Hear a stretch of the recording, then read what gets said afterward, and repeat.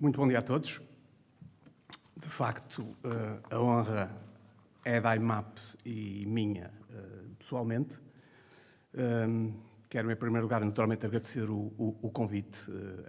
Com um grande prazer que estamos hoje aqui na sessão de abertura. Relembrar aquilo que também soube há pouco tempo, que a IMAP foi, de facto, um dos fundadores do INEGI, em conjunto com a Universidade do Porto, e, portanto, isso reforça a nossa honra em estar aqui hoje nesta sessão de abertura. O INEGI tem tido um papel fundamental na nossa indústria para fazer progredir, em conjunto com outras entidades, das quais eu gostaria de destacar o Sem-Fim, o Catinha, a Protec, e, de facto, naquilo que tem sido o progresso da IMAP, ou da indústria, mais especificamente da metalúrgica e metalomecânica nos últimos anos, naturalmente que o INEGI teve um papel fundamental a trabalhar com as nossas empresas e a permitir o seu desenvolvimento. Eu vou fazer uma intervenção um pouco ao lado do tema. Chegarei ao tema no fim da minha intervenção, mas vou, de facto, aproveitar esta oportunidade que é para nós uma oportunidade de poder transmitir uma visão mais lata de como nós vemos o modo como está a evoluir a nossa economia, e é por aí que eu vou começar. Vou pedir a vossa paciência porque vou falar de alguns números, vou tentar realçar os números mais importantes e focar-me neles, mas peço-vos alguma paciência. Ora bem, em Portugal, em 2022, Portugal cresceu, como sabemos, 6,7% em termos reais, que foi o maior crescimento dos 27 países da União Europeia. No primeiro trimestre de 2023, Portugal cresceu 2,5%, quando se esperava qualquer coisa entre 1% e 2%, que foi o quinto maior crescimento da União Europeia. E estes números levaram a que, de facto, nas últimas semanas começasse a surgir uma discussão, nomeadamente na comunicação social, de que isto aparentemente está tudo bem, isto é uma maravilha, e, portanto, estamos a crescer mais que toda a gente, e, portanto, nomeadamente dos decisores políticos, ouvimos isto com bastante recorrência. Eu penso que não é bem assim, e gostava de falar sobre isso e provar que, de facto, não é bem assim. Se nós olharmos para o detalhe, o que verificamos é que entre 2019, que foi o último ano normal, digamos assim, das economias, antes da pandemia e da guerra, e se compararmos com 2022, o PIB per capita português aumentou 3,4%. Ou seja, num período de 3 anos, o PIB per capita aumentou 3,4%. Ou seja, pouco mais de 1% ao ano. Com os dados que hoje conhecemos, de 19 países que já fecharam as suas contas, digamos assim, dos 27, de facto, Portugal cresceu acima da média nesses 3 anos. Mas aí temos o problema das médias que todos conhecemos. Países como Alemanha, Espanha, Itália e França ficaram abaixo da média, que são as grandes economias europeias. Espanha, por exemplo, ainda claramente abaixo de 2019. Ou seja, temos, de facto, as grandes economias, do ponto de vista médio, a puxarem a média para baixo. Países com maior crescimento que nós, dos que já fecharam as suas contas, temos, por exemplo, a Croácia, a Dinamarca, a Eslovénia, a Estónia, a Hungria, a Letónia, a Lituânia. Não estão fechados os números da Polónia, da Roménia, da Bulgária. Para além disso, do que sabemos hoje, Portugal deverá crescer em 2023 qualquer coisa como 2,5%, e o Pacto de Estabilidade entregue pelo Governo em Bruxelas até 2027 prevê mais ou menos um crescimento à volta de 2,5%. E, portanto, a pergunta que se coloca, e que eu acho que é importante responder, é: porquê é que Portugal cresce tão pouco? Se nós continuarmos a analisar os dados, o que vemos é que o grande motor do crescimento nestes últimos anos tem sido, de facto, as exportações. As exportações atingiram em 2022 o máximo histórico de 120 mil milhões de euros, que representou cerca de 50% do PIB, e vimos todos os nossos governantes a ficarem muito contentes com estes números, e penso que são, de facto, saudáveis. O país duplicou as exportações numa década e aquilo que mais nos interessa é esta audiência, do ponto de vista dos bens, os bens representam cerca de 65% do total das exportações do país. Em 2022, por exemplo, eu diria que todos os setores exportadores de bens aumentaram significativamente as suas exportações. O nosso setor da metalurgia e metalomecânica, que é o maior setor exportador português, atingiu 23 mil milhões de euros de exportações, crescemos 16%, o têxtil e vestuário cresceu 13%, o calçado cresceu 22%, a cortiça cresceu 7%, o turismo cresceu 110% relativamente a 2021. E, portanto, a questão que, mais uma vez, que se coloca é como é que, com esta performance das exportações, nós continuamos com estes crescimentos tão baixos. E, portanto, aquilo que eu vou hoje aqui tentar fazer é falar de dois dos motivos pelos quais nós achamos que Portugal continua a crescer tão pouco, na perspectiva de poder dar alguma pista sobre como podemos melhorar esse crescimento. O primeiro aspecto que eu vou falar e que é, na nossa opinião, na minha opinião, um dos fatores que nos faz crescer pouco é o peso do Estado na economia. Como sabemos, este era um tema absolutamente fulcral no tempo difícil que passamos, 2009 a 2014, 15, em que, de facto, isto estava claramente na agenda de todas as discussões que eram tidas nessa altura. Curiosamente, nos últimos anos, desapareceu totalmente da discussão. Ou seja, hoje não se fala, de facto, do peso do Estado na economia. E, portanto, mais uma vez, se formos ao detalhe, o que nós verificamos é que a despesa pública, excluindo juros, cresceu de 78,5 mil milhões de euros em 2015 para 102,5 mil milhões de euros em 2022. Ou seja, 78,5 para 102,5. Um crescimento de 24 mil milhões de euros na despesa pública, ou seja, 30%. Durante este período, o investimento público praticamente não aumentou. Em grande parte do período, o investimento público foi inferior ao período da Troika. Portanto, este crescimento da despesa pública não foi investimento, contrariamente àquilo que muitas vezes nos querem fazer crer, foi despesa, não foi investimento.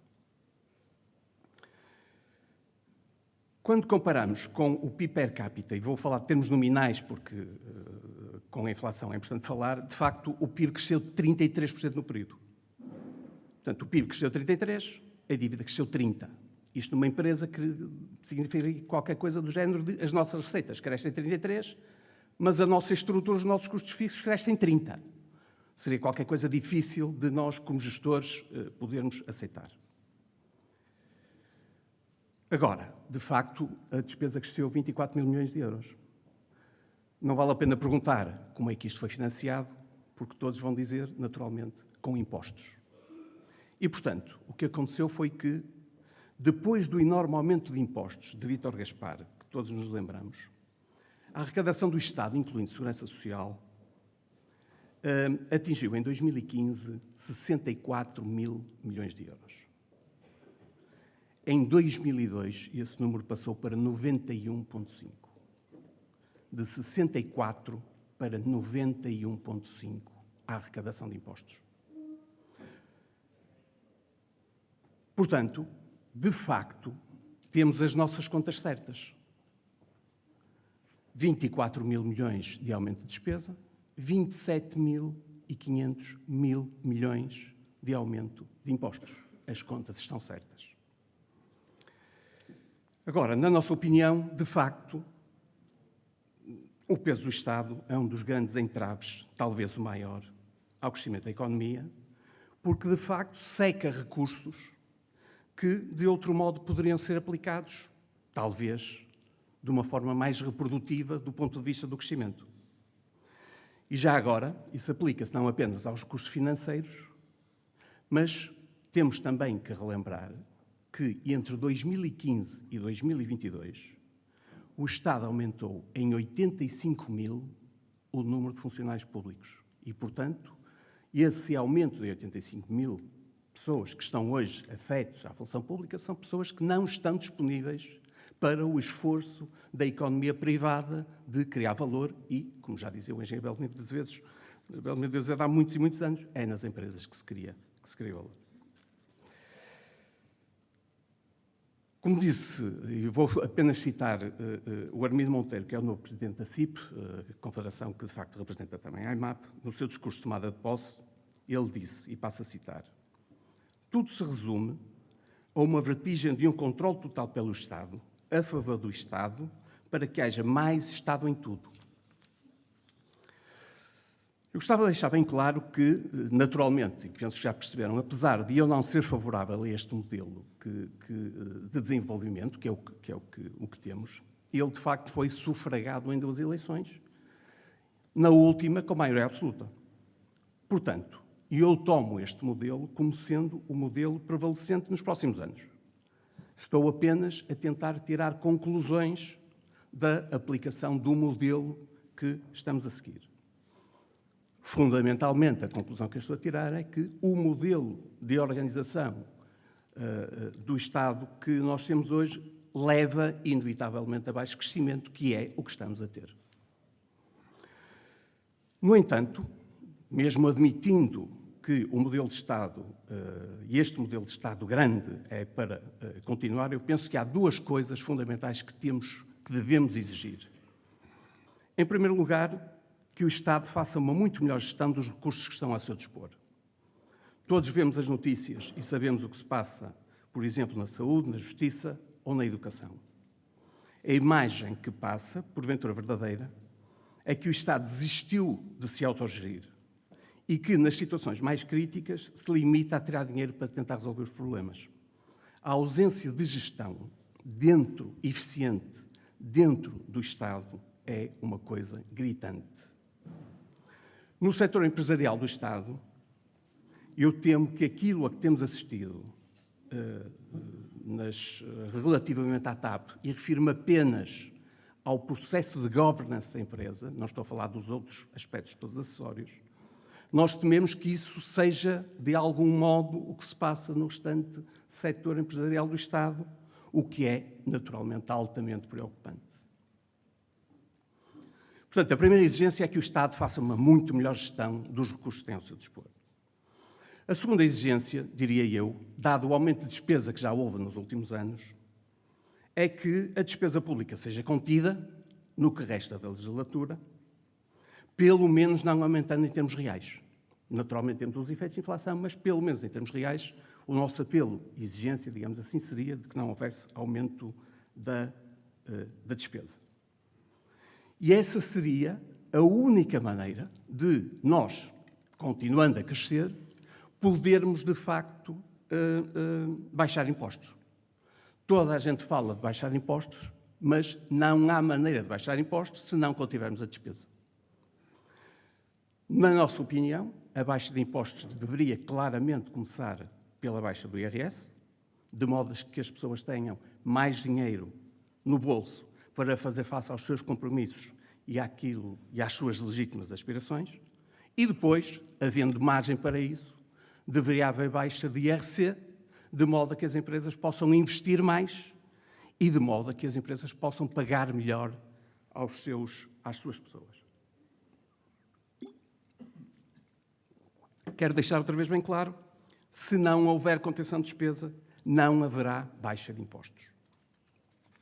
Gostava só aqui de fazer uma parte, dizendo que nós, a IMAP, através da CIP, fomos uma parte fundamental nos acordos que permitiram o acordo dos aumentos do salário mínimo e das remunerações em geral nos últimos anos, porque temos plena consciência que as remunerações em Portugal têm que subir e vão continuar a subir. Para além disso, para além dos aumentos do salário mínimo, nós temos a perfeita noção de que as empresas estão a fazer um esforço real de aumento das remunerações, para aquilo do que lhes é imposto do que vem da concertação social. Mas não podem ser as empresas apenas a fazer esse esforço. Tem que haver um apoio do Estado a permitir que o rendimento disponível das famílias aumente pela via da redução da carga fiscal. O segundo motivo, na nossa opinião, para o baixo crescimento da economia, penso que tem muito mais a ver com as pessoas que estão nesta sala e que tem a ver com o baixo valor acrescentado dos nossos produtos e serviços. Mais uma vez, se formos olhar para os números, o que nós vemos é que a riqueza criada, em média, por cada trabalhador em Portugal, em 2021 foi cerca de 13.500 euros, que compara com uma média europeia de 65.000 euros. 13.500 para 65.000. Quando analisamos a composição das exportações e das importações, o que nós verificamos é que continuamos a importar, somos importadores líquidos, claramente, de bens de maior valor acrescentado. Temos, portanto, um enormíssimo gap de valor acrescentado para preencher, que temos, na minha opinião, que ver como uma grandíssima oportunidade. E temos que o conseguir fazer não apenas para exportarmos produtos de maior valor acrescentado, mas também para substituirmos importações de produtos de maior valor acrescentado que hoje são uma realidade. E a pergunta é, se os outros países o conseguem fazer, porque é que nós não havemos de o conseguir fazer?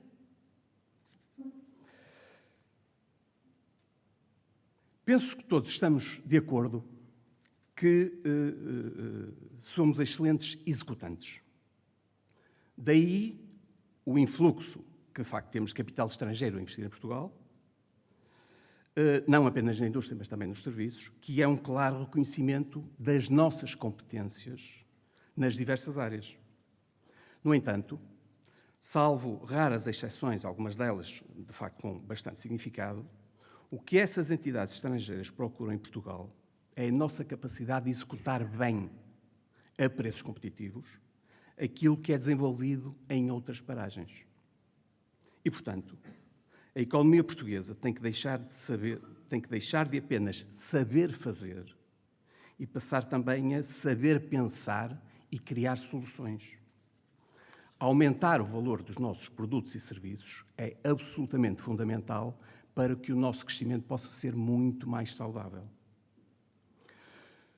Isto não é só más notícias e, mais uma vez, se olharmos para os números, de facto, se nós olharmos para o efeito preço das nossas exportações, o que nós vemos é que entre 2016 e 2021, o efeito preço, basicamente para o mesmo mix, mesma quantidade, o nosso efeito preço foi um aumento de 10%.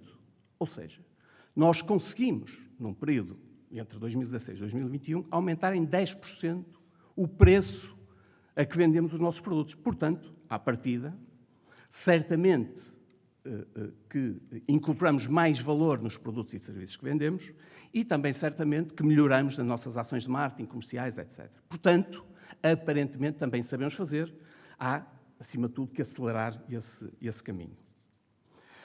Portanto, nós achamos que Portugal tem que fazer uma aposta estratégica e concertada para acrescentar valor àquilo que produz e que vende, em Portugal e no exterior. E já agora, achamos que o INEGI pode ter aqui um papel muito importante no capítulo da inovação e da valorização do produto, ajudando a converter conhecimento em valor para as empresas e para a economia. Com isto, concluí esta parte de quais são, na minha opinião, na nossa opinião, os dois fatores fundamentais que fazem com que nós tenhamos um baixo crescimento. E, portanto, se conseguirmos conter o aumento da despesa, transformar isso em rendimento mais disponível para as pessoas e para as empresas, se conseguirmos acrescentar valor aos produtos que produzimos e que vendemos, podemos acelerar o crescimento do país e não nos limitarmos a este estado de 2% de crescimento ao ano, que vai ser extremamente lento do ponto de vista de convergência com a Europa. Para terminar a minha intervenção, permitam-me que diga apenas umas palavras sobre o tema da conferência. Todos temos a consciência que a eficiência energética é uma das condições fundamentais para a competitividade da indústria. De facto, basta olharmos um ano para trás e vemos como foi difícil a nossa indústria adaptar-se a uma escalada galopante do preço da energia, que levou inclusivamente ao encerramento de partes da nossa indústria cujos custos foram mais impactados e a problemas sérios de rentabilidade de uma parte muito significativa das empresas. Portanto, sermos capazes de desenvolver capacidades que nos tornem cada vez mais independentes do ponto de vista energético deverá ser um claro objetivo nacional e penso que, pelo menos o nosso setor, é uma grande oportunidade de desenvolvimento das empresas. Para além disso, como o Alcibiades muito bem referiu, todos estamos conscientes das alterações climáticas a que estamos a assistir e das suas consequências na vida das populações.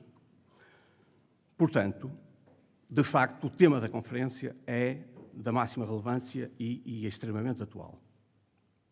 Com base nisso, gostava apenas de lhes dizer que, no passado dia 3 de maio, a EMAP e o Metal Portugal apresentaram o seu Plano Estratégico 2030, portanto, há cerca de 2 semanas, que tem 5 objetivos estratégicos. O crescimento da indústria, o aumento da produtividade, a capacitação das empresas do setor para se tornarem mais aptas e competitivas nos mercados onde operam, a promoção da imagem do setor e a mobilização para a sustentabilidade ambiental, para a transição energética e para a economia circular. Com base nestes objetivos, desenvolvemos um plano de ação e concretização em que nos comprometemos a adotar medidas de eficiência energética, descarbonização industrial e economia circular, a apostar em atividades de I+D e inovação para diferenciar e aumentar o valor acrescentado dos produtos, capitalizando os desenvolvimentos ao nível da indústria 4.0 para facilitar e acelerar a transição, a promover a descarbonização da indústria, pela melhoria da eficiência energética das indústrias, pela adoção de fontes de energia renováveis e combustíveis alternativos limpos, pela eletrificação de alguns processos produtivos, pela incorporação de processos e tecnologias de baixo carbono, pela adoção de sistemas de monitorização e gestão de consumos de energia, aproveitando o potencial da digitalização e da automação. Mas, como disse, para além de vermos a transição energética como um desafio e como um must que temos que cumprir, no caso específico do setor metalúrgico e metalomecânico, vemos inclusivamente este setor como sendo uma grande oportunidade de crescer e de fazer negócio. Portanto, com este plano, naturalmente que esperamos conseguir acelerar o processo de crescimento que conseguimos construir nos últimos anos. E, portanto, vou terminar como comecei. O INEGI tem um papel fundamental a desempenhar para o crescimento e para a criação de valor em Portugal. Nós, no setor metalúrgico e metalomecânico, contamos com o apoio do INEGI para acelerar esse processo. E desejo-vos uma excelente conferência. Muito obrigado pela vossa atenção. Muito obrigado.